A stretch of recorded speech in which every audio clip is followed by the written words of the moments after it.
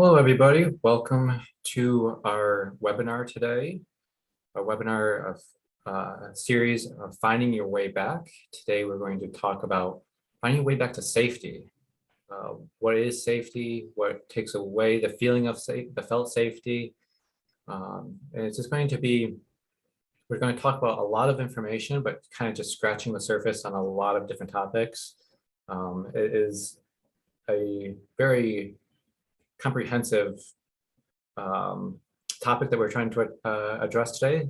But we're just going to be just hitting the surface of it and just giving you guys some things to think about and some information. Your video is off and you're muted for recording purposes. But if you have any questions, just write them in the chat and we'll get to them at the end. We just want to thank you and welcome you into this time of this webinar of finding a way back to safety.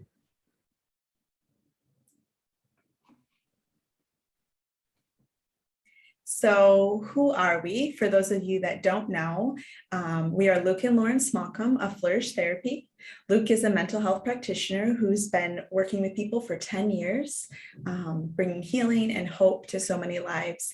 And I am a mind-body practitioner. I have been in the healthcare field for 15 years, and I have just continued to add to my training and my skill set so that I'm able to help more and more people find healing and wholeness through physical health issues, chronic health issues and chronic pain, as well as emotional health and healing. So together, Luke and I do this at our brand new practice, Flourish Therapy, and we're so excited to be sharing this with you today.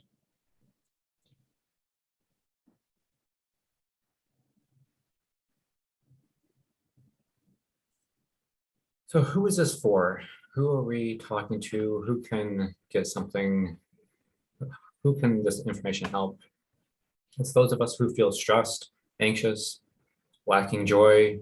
Those of us who are triggered often or easily.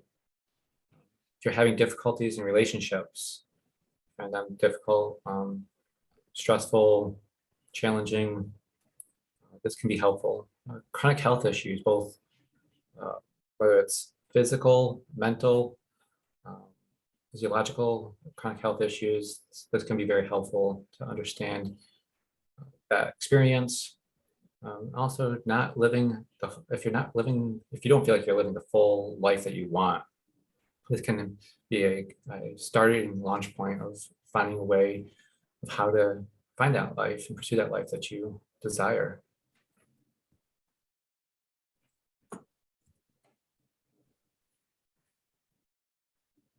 So safety begins in childhood. Attachment, the emotional bond that forms between infant and caregiver. That's what attachment is, the emotional bond that forms between infant and caregiver.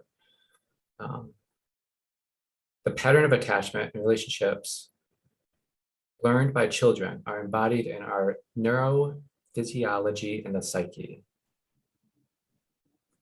So attachment lays the foundation for relationships and how you build relationships for the rest of your life.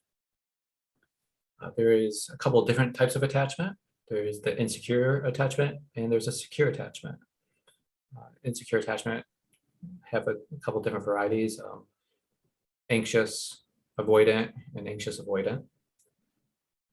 Our attachment styles informs how to engage with people to maintain a sense of safety. So based on what kind of attachment we have gained or been given in infancy and throughout our childhood, feeds the way we interact with others in relationship. So how do we do conflict? How do we find safety in a relationship? What cues safety to us in a relationship? What cues the lack of safety or danger or threat? Do we more pursue people when we're anxious? Do we more avoid conflict or avoid relationships when we're stressed or in conflict? What types of people are safe for us? What types of people are threatening to us? So all of this how we interact with people is through a lens of how we have been attached to by our parents, and then lies the foundation of how then we attach and interact with other people. So safety begins in childhood. Co-regulation is how one nervous system influences another. This is a really important word in attachment and in regulation, is the ability to co-regulate. So the best thing for a human's nervous system is another human being. And the worst thing for a human nervous system is other human beings. So that can be tricky because, like I said, if we are finding cues of safety from that person, it's a great thing. If we're finding cues of danger or threat from that person, then it's the worst thing. And co-regulation is just the idea of when we were infants growing up, were our parents able to regulate us? And that's a huge skill that we're not born with. We're taught it. We learn it. We learn it from the people that are caring for us. And if that person is able to regulate themselves and bring regulation to us, then that's co-regulation. Their regulation is giving us the information, is cueing signs of safety to our nervous system. And their regulation is helping us find regulation and helping our nervous system to learn how to regulate itself. And we take that throughout our life. And if we don't have that co-regulation, then we are left kind of empty and unable to regulate ourselves and self-soothe well and efficiently. Just want to jump in and say, because I think we forgot to mention it, whenever you are discussing story, trauma, kind of the inner workings of the human heart, it is just a big possibility that your body is going to feel things and you may even be triggered. So whenever we do trauma education or working one-on-one with someone, we always give them kind of the space to take care of themselves and to prioritize themselves above anything. So if you feel like you need to step away, go for it. You can listen to this at any time. If you feel like right now I can't, I want to actually listen to this with like a safe friend that can help me feel grounded in this stuff that is reminding me of my journey and my life and my story, and even my lack of safety that I feel right now as a person. And so we just want to give you that heads up that even though we're not talking about specifics, this could bring up a lot of emotion. Yes, thank you, Lauren, for mentioning that. It's really important to care for ourselves, whether it's digging in deep or even on surface, our bodies can respond to it. Yeah, for sure. So very good segue to regulation, because regulation is this incredible ability that the body has to keep our homeostasis, a word you might remember from science, balanced, to keep us safe and functioning as a human. And so there's actually 3 states that the nervous system travels in and out of. And those 3 states are part of the polyvagal theory. That's who kind of Stephen Porges came up with this theory as he studied how humans and mammals even interact with safety and threat and engage in the social world. And so the first state, if you think of it like a ladder, this is what polyvagal does, the polyvagal ladder. So safe and social is at the very top. And this is the state that we all love to be in. Well, generally love to be in, but if we've had a lot of trauma, this state also might feel threatening to us. Again, this is complicated, but for the most part, humans enjoy the feeling of safe and social, being in that state. In this state, we're regulated, we're grounded, flexible, and our body is at ease, physiologically, the state feels like rest. It feels like all your muscles are just not tightening up, not prepared, not tense. It just feels open and free. And in this state, we feel able to connect with others. We feel able to access hope and dreams and vision for our life. We're able to we feel encouraged. Things aren't perfect in this state. It doesn't mean the outside circumstances like the beach, but in this state, we can access all of the beautiful parts of being human without feeling threat. So that's our safe and social state, also known as ventral. You may have heard that word, ventral. We like to use the S's because it kind of goes together better. So the next state, as your body detects threat at any given time or concern, your sympathetic mode can switch on. And so in this nervous system state, we feel a lot of anxiety, we have racing thoughts, urgency, things feel urgent. We even feel a tightness in our whole body. It feels like tightness and constriction. Our chest may feel tight, our breathing may be shallow, but rapid. Our pupils can dilate, our heart rate starts thudding away, and our body has been activated. Our body has been prepared for potential threat. And this is what we probably are most familiar with, fight or flight. We've all heard of that. That is sympathetic, the sympathetic mode of the nervous system, the sympathetic state. So yes, this state has a lot of intensity to it. And people also tend to be very productive and perfectionistic and driven in this state. And so a lot of things in modern society actually demand that we live in that sympathetic state. And so some people find themselves having been there for years, maybe even decades.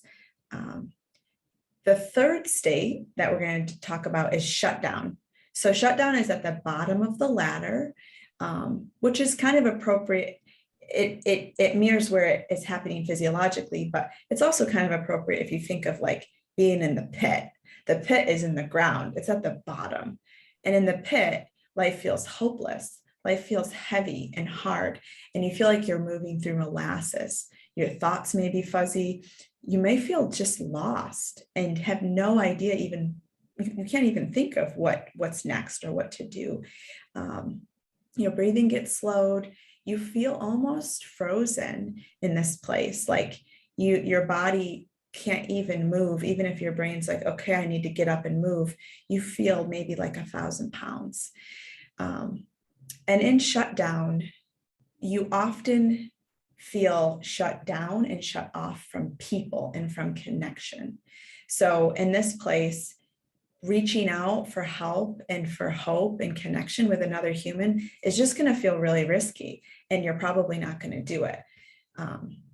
So these three states are the states that humans go in and out of all day. You could go to these three states several times in one day, or you could kind of camp out in a state and primarily stay there for months or even years. And something that a conceptualization that we like to see is that sympathetic is where we feel anxiety, generally speaking, and shutdown is where we feel depression. And that can really help to not pathologize those realities that humans feel of anxiety and depression, because really they're just nervous system states that our body has adaptively gone to as a way to protect us. Is there anything more you wanted to add to that, Luke? No, that was good. I mean, of course, we could go into more detail and everything, but Yeah, you did a really good job. okay. Yeah, regulation is huge, and we talk a lot about regulation on the content that we create. So please check it out, because regulation is so foundational to healing. So we want to introduce, maybe you already know about it, but we want to elaborate more on something called neuroception, which is, we like to consider neuroception as our safety compass. This is the way that our body, using our senses and our nervous system ability to detect what is around us and inside us, whether it's feeling a cue of safety or a cue of threat. And so neuroception is the brain and body's subconscious ability to detect the safety or threat in any given situation. And we are neurocepting from the moment that we probably neurocept in the womb. Would you think? Yeah, because it's all of our senses. Okay. I was going to say from the moment we're born, but we probably are picking up those cues in infant and prenatally as well. So neuroception is something that happens on a physiological level. It's not something that you think. It creates thoughts and it goes to thoughts, but what happens is you're feeling it on a physiological level, and you're taking those external cues around you and the internal cues. And it's just how our body determines if something feels safe or maybe there's danger in it or potential danger. So this compass is how we can find our way back to safety.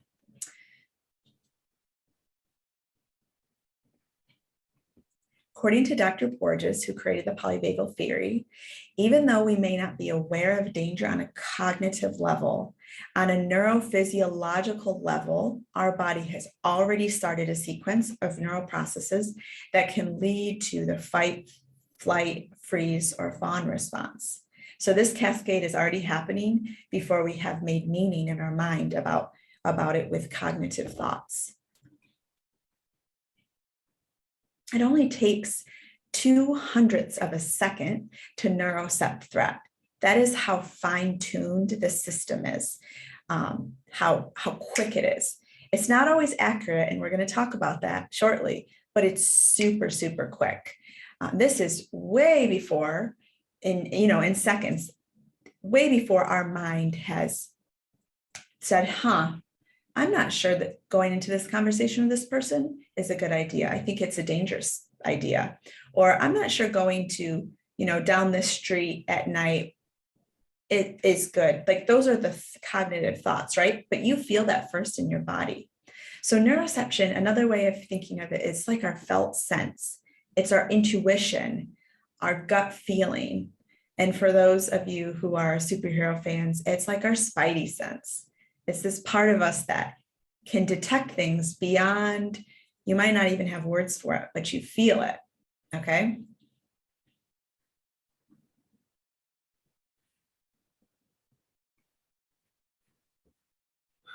Thank you, Lauren. There's, again, so much we could say about that. And it's before we even have language. And that's what you're describing, is there's that feeling before language. And by the time we have a language or a thought, we've neurocept, and our body's been sending messages up and down our body, letting us know what's going on or what's perceived to be going on. And one of those things that helps send those messages is the vagus nerve. And so this is the largest cranial nerve in our body. And it starts from the stem of our brainstem and travels down through our chest and our torso. It's innervating every organ in our body, and ends at the base of our spine. And it's really fascinating how it's innervating in every organ, because like Lauren was saying, that ventral, that safe and social, that part of the nervous system, of the vagus nerve, interacts with our face, the muscles in our face, our eyes, our ears, the noises that the tone of sound that we're focusing on, the ability to soften our muscles in our face, it dilates and relax our eyes. It allows us to smile or frown or flat face, or the melody of our tone, or the monotoneness of our tone. All of that is controlled by the ventral part of the vagus nerve. If it's activated, then it has that melodious sound. We can soften our look. We're listening to more safe tones. But if it's not activated, then it's activating the sympathetic part of our nervous system, and we don't have access to. We have a monotone. We have a flat affect. our ears are listening to more of a threatening tone, so that more lower tones. And it activates and this is where it's innervating every organ. It's speeding up our heart rate. It's making our breathing more shallow. It's making us ready to fight or run. So it's giving our muscles the blood, the oxygen. It's getting our muscles more responsive. It's sending adrenaline and cortisol throughout our body. And so that's that sympathetic part that's more in our chest area. Then there's the dorsal, the shutdown. That controls our stomach. That's where we kind of have that pit in our stomach. We say we're sick to our stomach. Maybe we have the butterflies. That's addressing a lot of our digestion as well. And it's that shutdown. It can even cause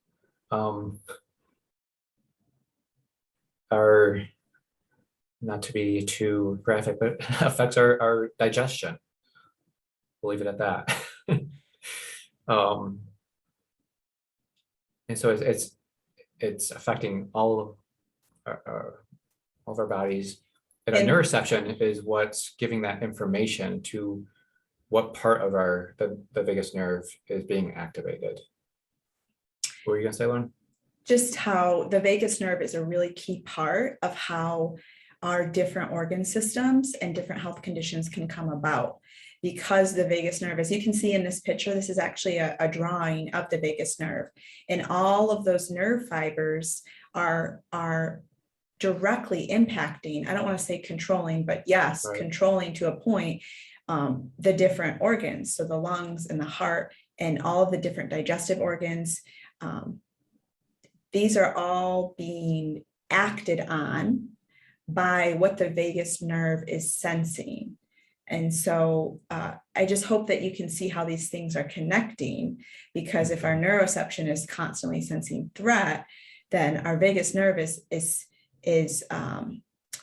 impacting the organs in our body often, as opposed to just once in a while when, threat isn't supposed to be activated constantly. It's supposed to be activated and then turned off and returned to baseline, homeostasis in the body.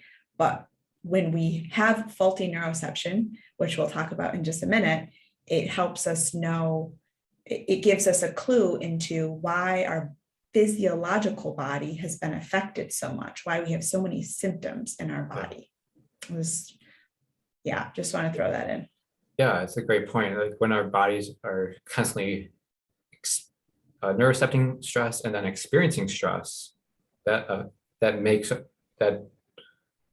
takes away the homeostasis, and that is going to negatively affect a domino effect of different parts of our bodies. Mm-hmm. Yeah.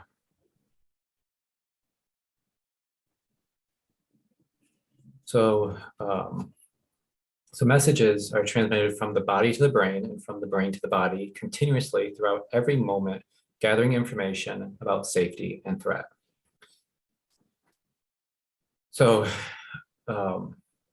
it's that body up and that top down message transferring. So the neuroception is not just what we see, it's what we experience and what we see. It's what we feel, like physically, but also emotionally. It's all of our senses, all 5 of our senses, plus, like Lauren said, that spidey sense is giving that message, giving that information to the vagus nerve, which takes it to our brain, and then our brain makes meaning out of it. And makes meaning of, if it's familiar or you experienced something in the past and it was a threat, then it's going to create meaning out of it and say, okay, this is a threat. This experience, this situation is threatening. So it's going to activate that fight or flight response. Or it could do that dorsal response and shut down. It's just depending on your previous experiences and what your body is neurocepting, the biggest nerve is deciding is going to create safety for you, was the best chance for you to survive. If we look at the animal kingdom, because mammals have these nervous systems, and we look at the animals, and you have a prey and a predator. The predator, if it feels like it can't fight the prey, I mean, if the prey feels like it can't fight the predator, then it runs. If it feels like it can fight it, has a chance, it neurocepts that, oh, I think I have a chance, then it fights. If it doesn't feel like it can fight it, it doesn't feel like it can outrun it, then it may freeze or it may shut down with the hopes of, this is my best chance. Maybe they'll miss me. Maybe they won't see me. Maybe they'll run past me. Maybe they'll lose interest in me. And so we do that same thing in many different situations. And you can think through your story and your experiences. We can think of times where we're not actually running, but maybe we're avoiding, or we're moving quickly through a situation, or maybe we're arguing. Okay, that's the fight response. Or maybe we're freezing. We're just hoping. Maybe you're that back in junior high where we're always wishing that maybe people don't notice us. We freeze. Or in some situations, there's a lot of pain, or depending on our nervous system, but we shut down, like, this is too hard to experience. So let's just not feel it. And that's the dorsal. And at Flourish Therapy, this is what we do to help people, is we address that body sensation and those messages bringing up to your brain, and we help people interpret them. We help them understand them. We help them attune to them, because based on our story, we've been, a lot of times we're taught not to acknowledge those messages. Like in the animal kingdom, they're intuitively they just respond, but we're taught to ignore them a lot of times. We're taught to not trust them. And so we've disconnected from our body, and we don't know how to interpret these sensations, these messages. So we help people walk with them, journey with them to experience safety, and give them tools and give them language to understand what it is their bodies, those sensations could be telling them, and help them sit with them. We also help with the top down. We help regulate the limbic system. We help, like when we get triggered, we flip our lid and our frontal lobe disconnects from our limbic system. We help bring that back together so that we can, the frontal lobe can regulate and co-regulate the limbic system, or reparent the limbic system so that it's not overly active. I think Lauren will talk about in a minute that neuroception that is kind of defective, and that's can be addressed from that bottom up and top down, which is what different ways that we address and work with and help people at Flourish Therapy as a comprehensive approach.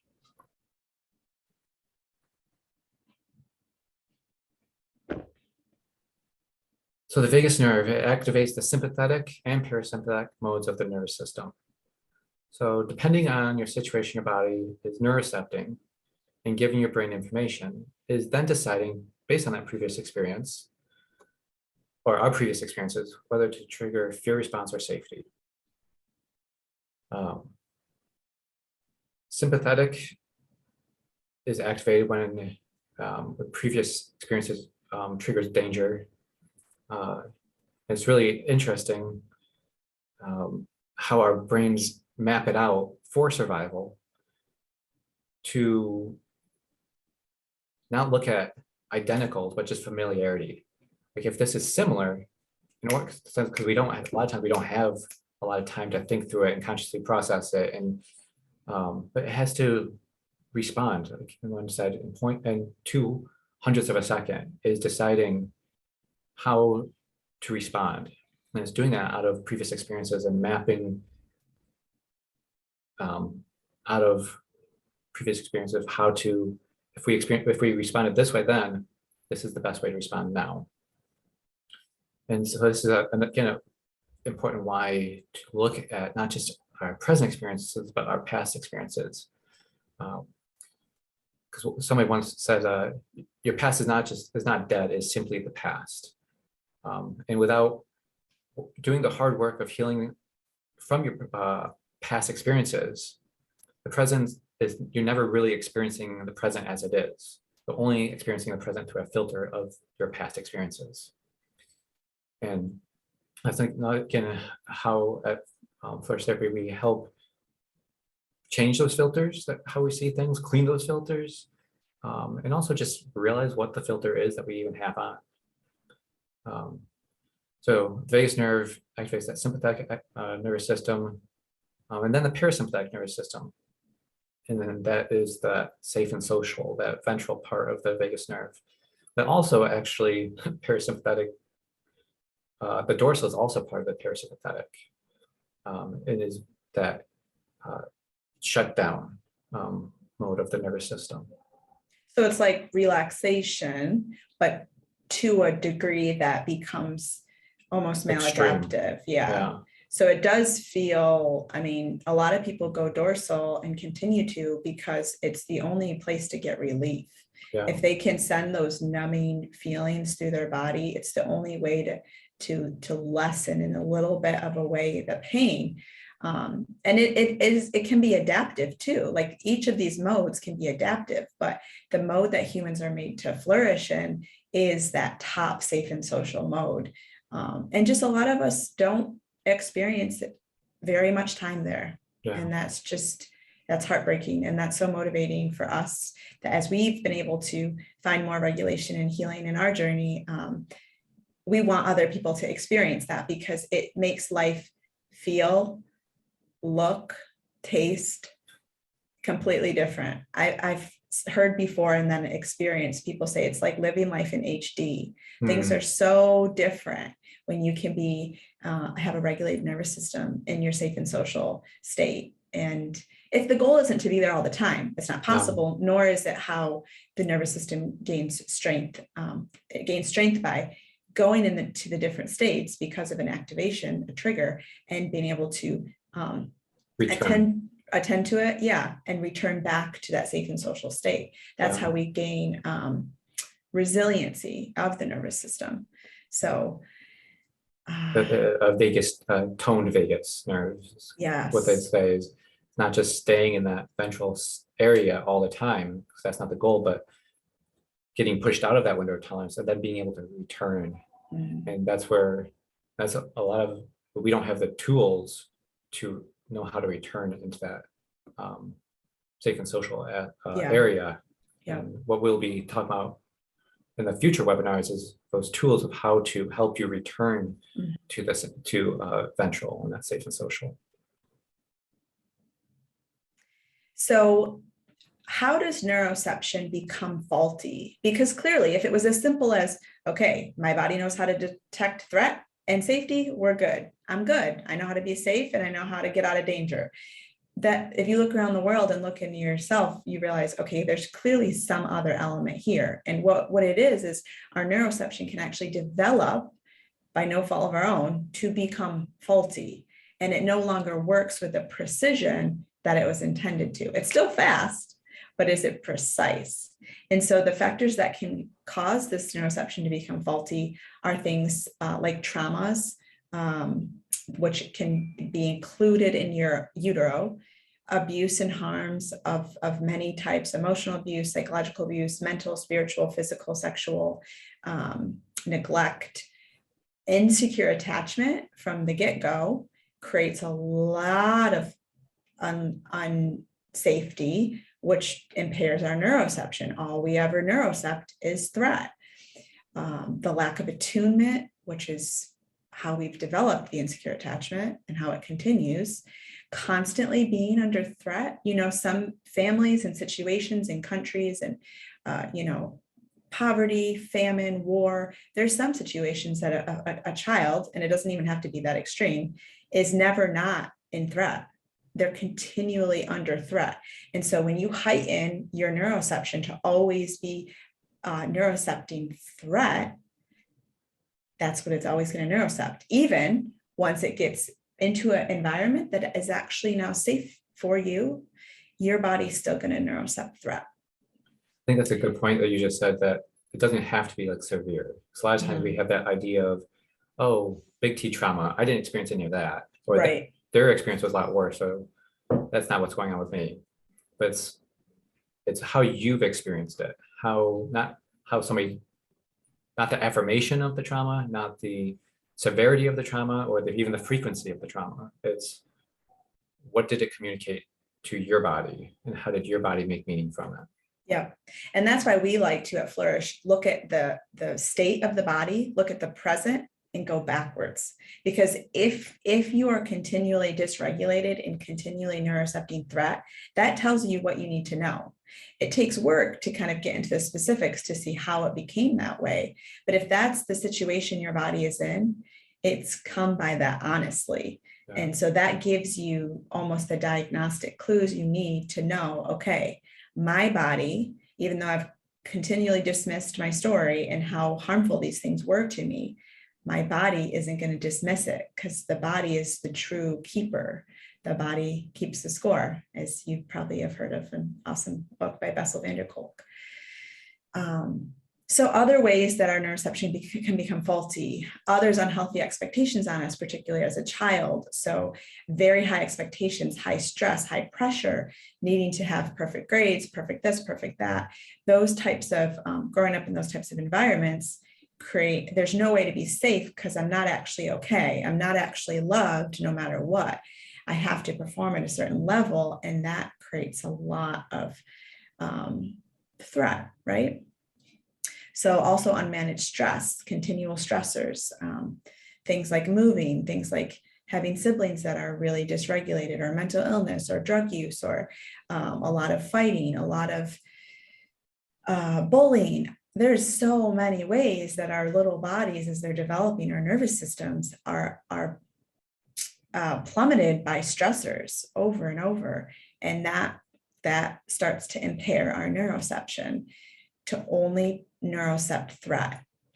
No sense of bodily autonomy, boundaries, having a voice in childhood. Childhood is where we're supposed to develop this beautiful gift of neuroception, where we're supposed to be able to tune into our body and know, yeah, I don't really want to hug Uncle John. I don't really want to do that. And for our parents to be able to say, okay, I'm totally comfortable with that. You don't need to hug anyone that you don't feel comfortable hugging.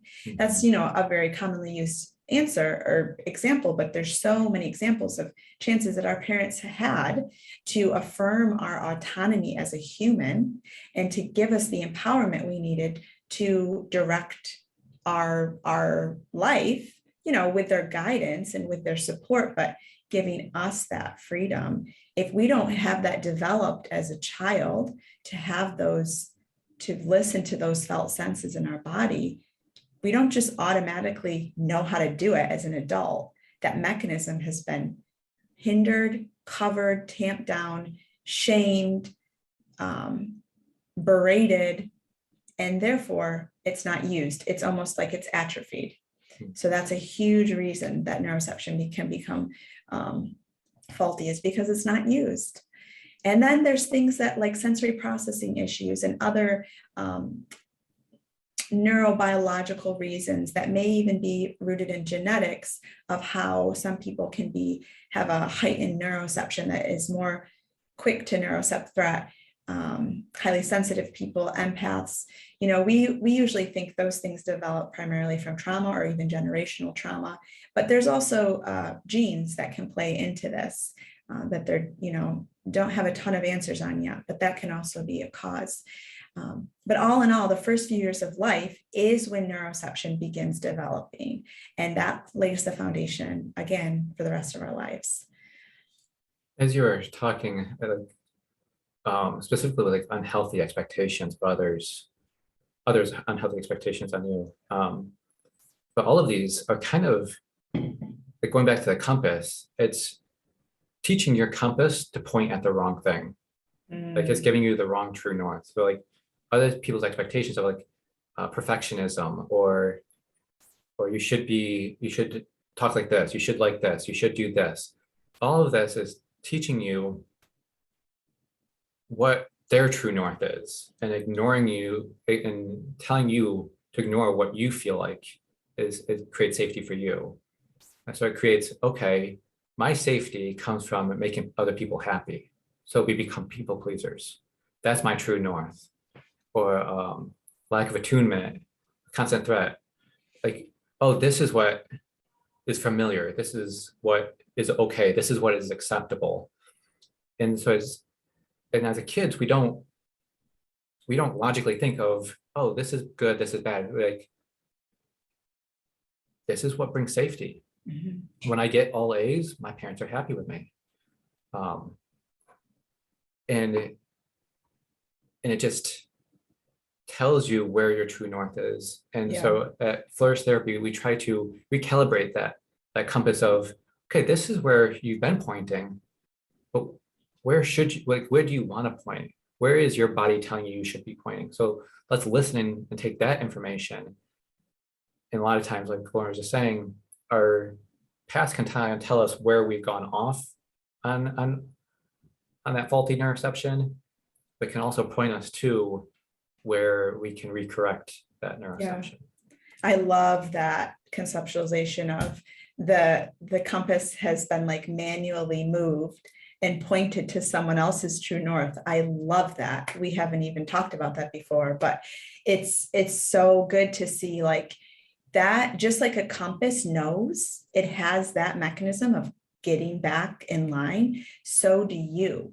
And we deeply believe that people have this embodied wisdom within themselves, and that sometimes it just takes time to help, good attunement and good care and support to help pull those layers off and get back to, oh my goodness, my compass is recalibrating and it's pointing back to my true north. And to see it happen is remarkable. I mean, to be able to witness this is why we do what we do, because we deeply believe that this is innate in the human spirit. And trauma and insecure attachment and harm and constant threat, these things all go in and manually mess with our true north, but it can be brought back, and it's a beautiful thing to see. Yeah.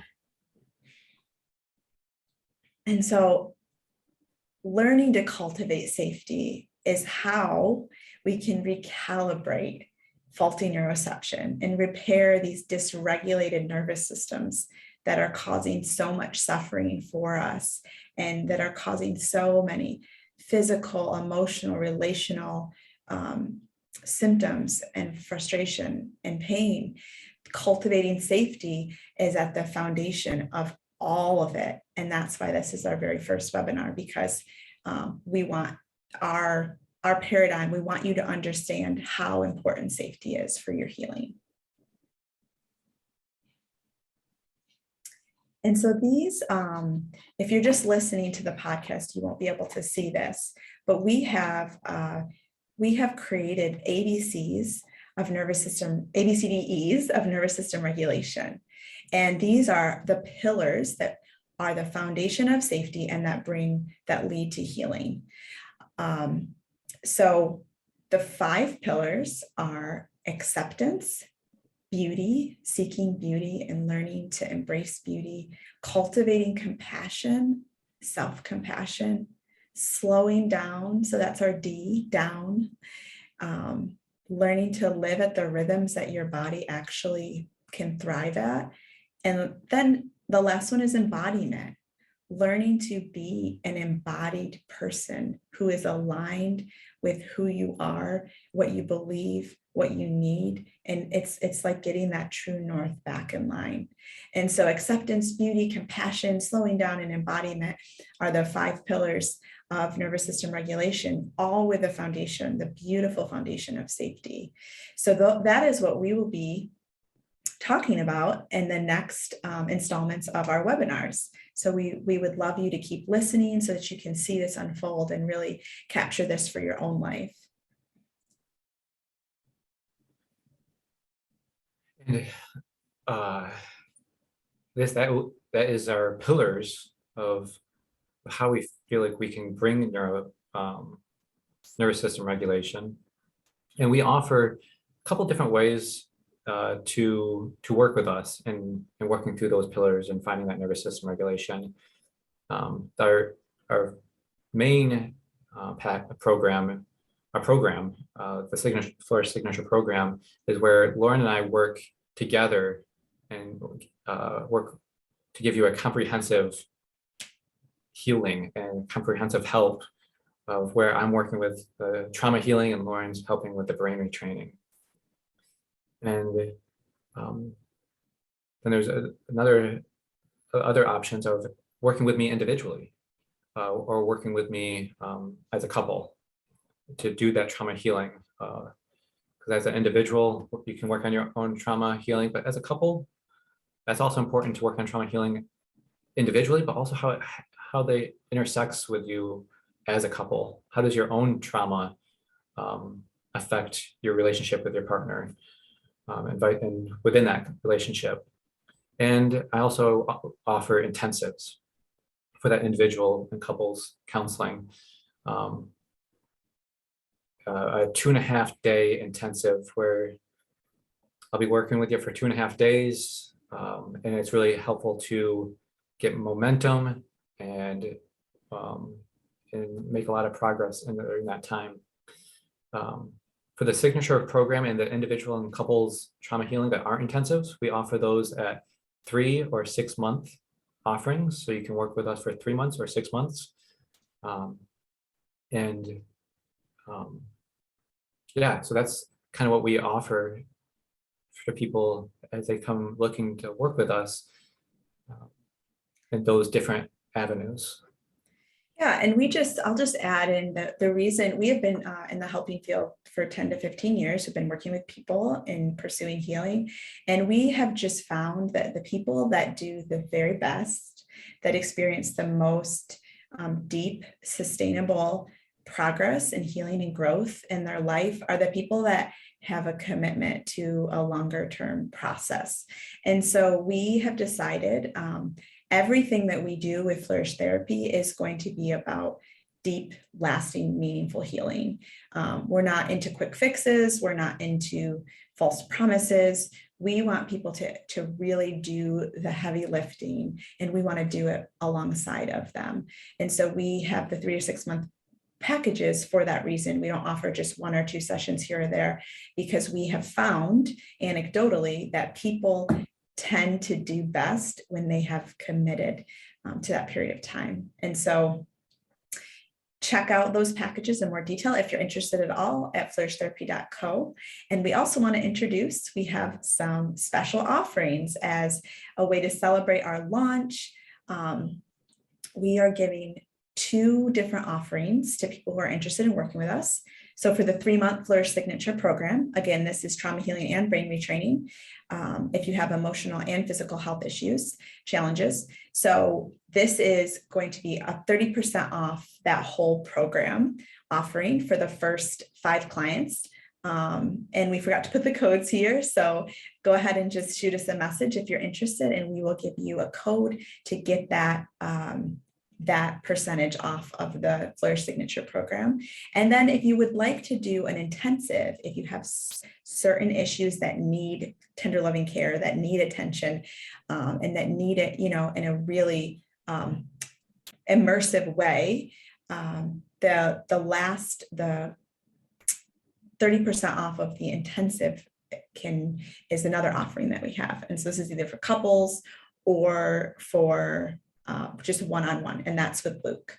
So again, the 3 months, 30% off of that for the signature program, or 30% off of an intensive, which can be virtual or in person. Everything we do is offered online globally. We have a global virtual practice, or in the office with Luke and I. So we are so thrilled that you listened. Thank you so much for taking this time to really nurture the soil of your own heart and try and understand yourself more, because you do make sense and your story matters so much. And we are just so thankful that you are investing in this deep, meaningful heart work. And we wish you all the healing goodness in the world. So until next time, we'll see you then.